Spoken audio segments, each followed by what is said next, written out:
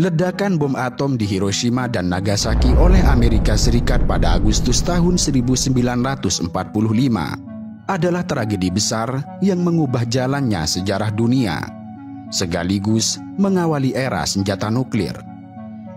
Bom tersebut menghancurkan kota-kota itu dengan kekuatan yang tidak pernah disaksikan sebelumnya.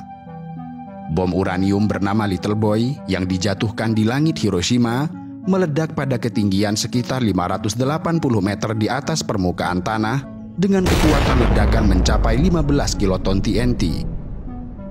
Ledakan ini menghasilkan bola api dengan suhu mencapai 1 juta derajat Celcius di pusatnya dan menciptakan panas yang luar biasa. Dengan panas sekuat itu, segala makhluk hidup yang ada di sekitarnya bukan hanya terpanggang kepanasan, tetapi juga menguap bersama panas dan menyisakan sedikit bekas yang masih bisa dilihat. Ledakan ini mengakibatkan kehancuran total dalam radius sekitar 1,6 km dari titik nol.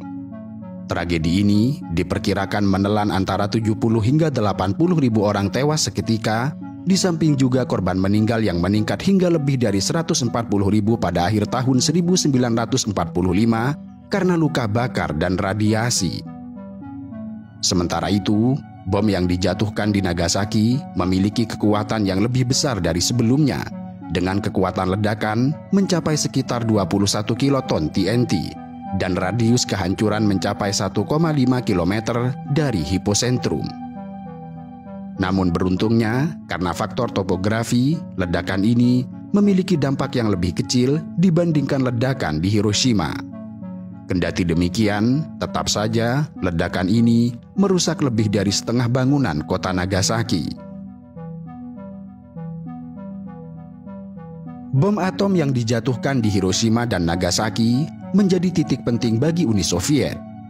Mereka memandang peristiwa ini dengan penuh kewaspadaan.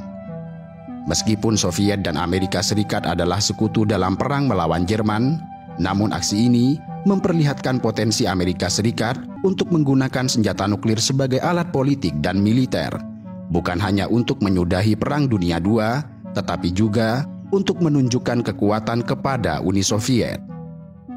Pengeboman ini menjadi awal ketidakpercayaan yang semakin dalam antara Uni Soviet dan Amerika Serikat. Stalin menganggap penggunaan bom ini sebagai ancaman terhadap Uni Soviet, dan mereka mulai bersikap lebih defensif dan agresif terhadap kebijakan luar negeri Amerika Serikat. Setelah pengeboman, Soviet mempercepat program nuklir mereka yang dipimpin oleh fisikawan Igor Kurchatov. Pada tahun 1949, yang berarti hanya 4 tahun setelah pengeboman Hiroshima dan Nagasaki, Soviet melakukan uji coba bom atom pertamanya yang bernama RDS-1 atau JO-1 yang diledakkan di daerah Kazakhstan. Di samping itu, pengeboman Hiroshima dan Nagasaki dimanfaatkan oleh Uni Soviet sebagai alat propaganda. Soviet menyebut bahwa peristiwa pengeboman itu adalah contoh nyata dari kapitalisme dan imperialisme Amerika Serikat. Soviet mengutuk penggunaan bom atom sebagai tindakan yang brutal dan mengangkat isu moralitas penggunaan senjata nuklir terhadap warga sipil.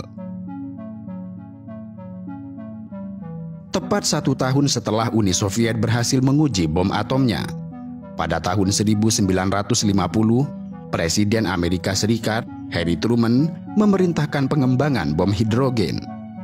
Keberhasilan yang telah dicapai oleh Soviet menimbulkan kekhawatiran bagi pihak Amerika Serikat, sehingga mereka merasa perlu untuk mempertahankan keunggulan militernya. Bom hidrogen, yang juga dikenal sebagai bom termonuklir, bekerja dengan mekanisme fusi nuklir, yang menggabungkan inti-inti atom untuk menghasilkan energi yang jauh lebih besar daripada reaksi fisi pada bom atom yang dijatuhkan di Hiroshima dan Nagasaki.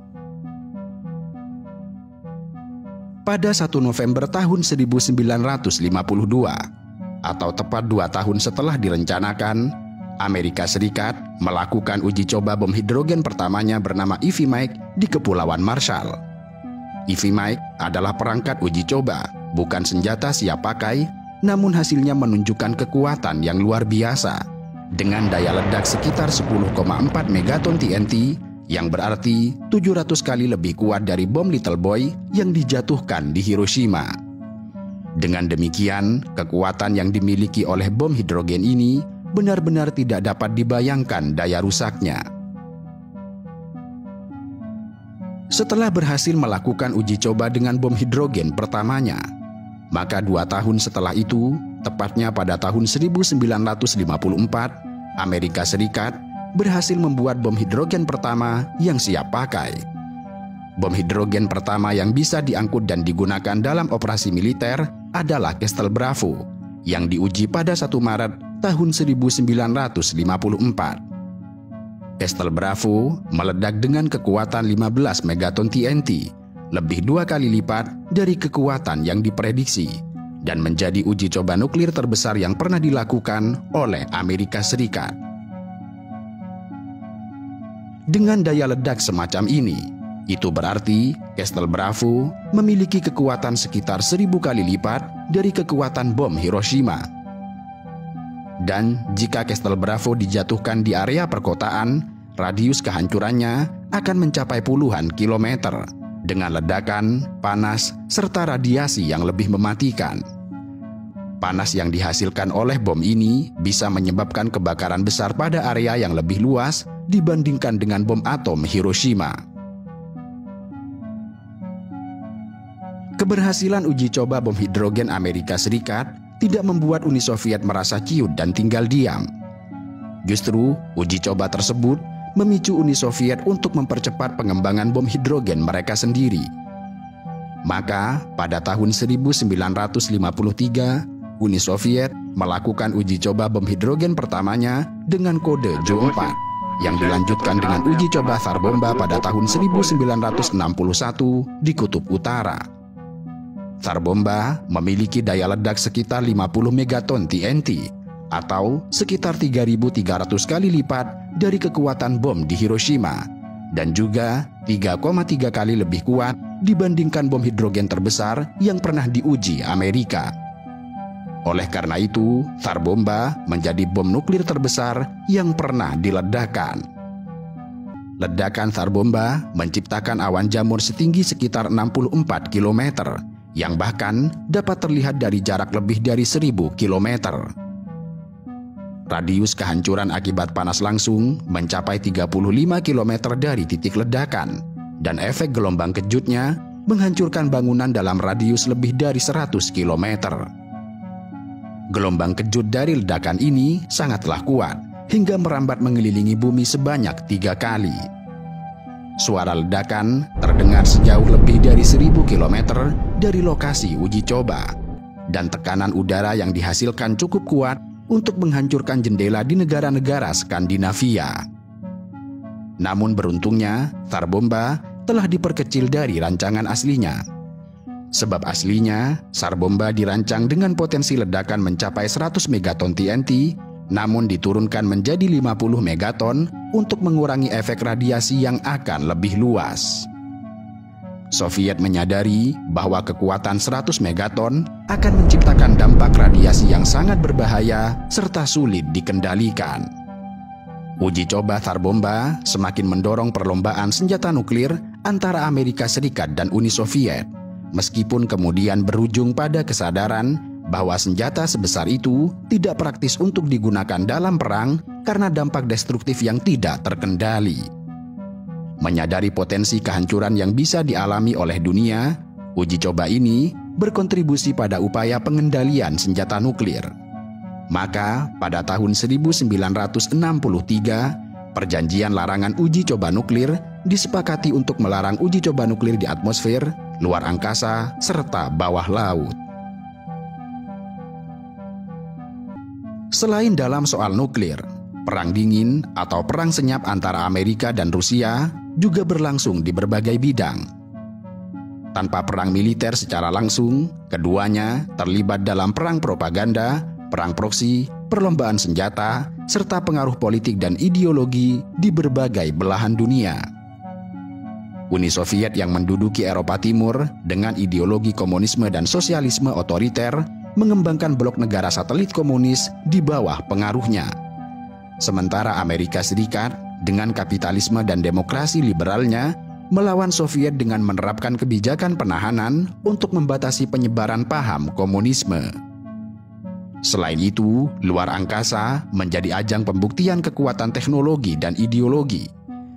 Dua negara ini saling mengembangkan program luar angkasa untuk menunjukkan keunggulan mereka. Pada tahun 1957, Uni Soviet berhasil meluncurkan satelit buatan bernama Sputnik 1 ke orbit, yang hal ini menjadikan Soviet sebagai negara pertama yang meluncurkan satelit buatan. Hal ini kemudian mengejutkan dunia dan menandakan keunggulan Uni Soviet dalam teknologi luar angkasa. Lalu, Amerika Serikat merespon dengan program Apollo 11 yang sukses membawa manusia pertama ke bulan pada tahun 1969, yang hal ini menandai kemenangan simbolis AS dalam perlombaan luar angkasa. Seperti telah disebutkan, meski dua kekuatan besar ini tidak terlibat perang secara langsung, tetapi keduanya mendukung negara-negara lain yang terlibat dalam konflik. Hal ini disebut sebagai perang proksi, yang menjadi cara untuk menghambat pengaruh lawan tanpa terlibat secara langsung. Misalnya, Perang Korea yang berlangsung pada tahun 1950 hingga 1953. Korea Utara yang didukung oleh Soviet dan Tiongkok melawan Korea Selatan yang didukung oleh Amerika Serikat dan sekutu PBB. Perang ini berakhir dengan gencatan senjata dan Korea tetap terbagi. Kemudian, Perang Vietnam yang berlangsung dari tahun 1955 hingga 1975, di mana Amerika Serikat terlibat dalam perang dengan mendukung Vietnam Selatan, melawan komunis Vietnam Utara yang didukung Uni Soviet. Setelah perang yang melelahkan, AS akhirnya mundur dan Vietnam menjadi negara komunis. Selain itu, pada tahun 1979, Soviet pernah terjebak dalam perang panjang di Afghanistan. Kala itu, Amerika Serikat mendukung Mujahidin Afghanistan dengan persenjataan untuk melawan invasi Soviet. Dan ini menjadi perang yang melemahkan ekonomi Uni Soviet secara signifikan. Ini artinya, perang senyap antara Amerika Serikat dan Rusia telah berlangsung cukup lama. Secara resmi, perang dingin antara keduanya dimulai pada sekitar tahun 1947 dan berakhir pada tahun 1991 ketika Soviet mengalami kehancuran. Kendati demikian, Rusia yang tidak lain adalah wajah lain dari Soviet terus menyimpan bara dalam sekam. Artinya, meski nama Soviet bukan lagi negara resmi, tetapi jelmaan dari Soviet terus berkobar hingga kini. Amerika Serikat menghadapi banyak tantangan dalam menaklukkan atau bahkan mencoba untuk menundukkan Rusia. Selain karena faktor kekuatan yang telah dijelaskan, Rusia merupakan salah satu negara dengan kekuatan militer serta sumber daya yang sangat signifikan. Ada beberapa alasan utama yang membuat Rusia menjadi lawan yang sulit bagi Amerika Serikat, mulai dari geografi yang luas, kekuatan militer, kedalaman sejarah, serta identitas nasional yang kuat, hingga struktur politik dan dukungan dari negara-negara sekutunya. Secara geografis, Rusia memiliki luas wilayah lebih dari 17 km persegi, yang membuat negara ini sebagai salah satu yang terbesar di dunia. Hal ini membuat operasi militer di Rusia sangat sulit karena jarak yang harus ditempuh untuk menguasai wilayah tersebut terlalu besar. Sebagai negara yang berbatasan langsung dengan Eropa dan Asia, wilayah Rusia yang luas memberikan keuntungan yang strategis. Mereka dapat mengerahkan pasukan dan memperkuat garis pertahanan yang sulit untuk ditembus di berbagai perbatasan mereka. Di sisi lain, Rusia memiliki iklim yang ekstrim, termasuk musim dingin yang sangat keras di Siberia dan di bagian utara negara tersebut. Sejarah menunjukkan bahwa cuaca dan medan sulit ini telah menjadi kendala besar bagi penakluk seperti Napoleon Bonaparte pada tahun 1812 dan Hitler selama invasi Jerman pada Perang Dunia II. Dan tentu saja, pasukan Amerika Serikat akan menghadapi tantangan yang sama dalam mengatasi iklim yang tidak hanya menguras energi, tetapi juga dapat merusak terhadap peralatan militer. Selain alasan geografis, Rusia juga dikenal dengan militer yang kuat dan terlatih. Rusia memiliki persenjataan nuklir terbesar di dunia dengan sekitar 6.000 hulu ledak nuklir, sedikit lebih banyak dari Amerika Serikat yang memiliki sekitar 5.550 hulu ledak. Senjata nuklir ini memberikan Rusia keunggulan dalam hal pencegahan, karena serangan terhadap Rusia dapat memicu respon nuklir yang mematikan. Rusia juga memiliki salah satu sistem pertahanan udara terbaik di dunia, seperti sistem S-400 dan S-500 yang mampu mendeteksi dan menembak jatuh berbagai jenis rudal serta pesawat musuh. Sistem ini menjadi penghalang besar bagi pesawat Amerika Serikat untuk melakukan serangan udara ke wilayah Rusia. Adapun tentara Rusia terdiri dari sekitar 1 juta personil aktif dan 2 juta personil cadangan, serta memiliki pengalaman tempur di berbagai konflik termasuk perang di Chechnya, Georgia, Ukraina, dan Suriah. Pengalaman ini memberikan mereka keunggulan dalam peperangan darat. Rusia juga memiliki sejumlah kapal selam nuklir yang mampu membawa hulu ledak nuklir. Dan kapal selam ini dapat menyusup ke perairan dan mengancam basis militer Amerika tanpa terdeteksi.